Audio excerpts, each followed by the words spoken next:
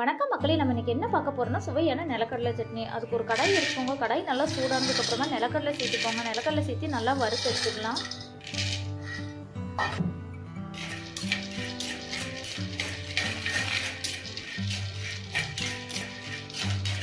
இப்போ வறுத்த நிலக்கடலையை ஒரு தட்டில் மாற்றி வச்சுக்கலாம்.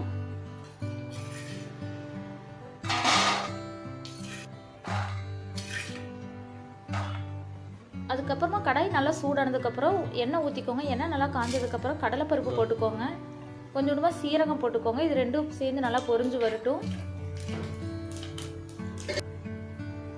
இப்போ பூண்டு 5 பல் போட்டுக்கோங்க. அதையும் நல்லா வதக்கி விடுங்க.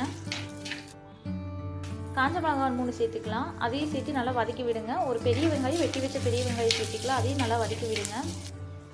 தேவையான அளவு கருவேப்பிலை போட்டு அதையும் நல்லா வதக்கி விடுங்க. கொஞ்சோண்டு புளி ஆட் பண்ணிக்கோங்க. அதையும் சேர்த்து நல்லா கலந்து விடுங்க. ஒரு கப் தேங்காய் துருவல் சேர்த்துக்கோங்க. இதெல்லாம் சேர்த்து நல்லா கலந்து விட்டுருங்க. நல்லா கலந்து விட்டதுக்கப்புறமே இது ஆற வச்சிடலாம்.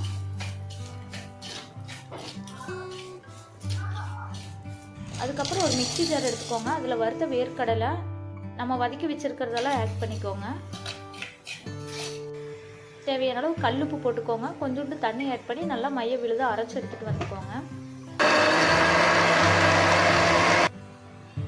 இப்போ நம்ம சட்னி தாளிச்சுக்கலாம். அதுக்கு தாளிப்பு கரண்டி வச்சுக்கோங்க. எண்ணெய் ஊற்றிக்கோங்க. எண்ணெய் நல்லா சூடானதுக்கப்புறமா கடுகு போட்டு கருவேப்பிலை போட்டு தாளிச்சுக்கோங்க.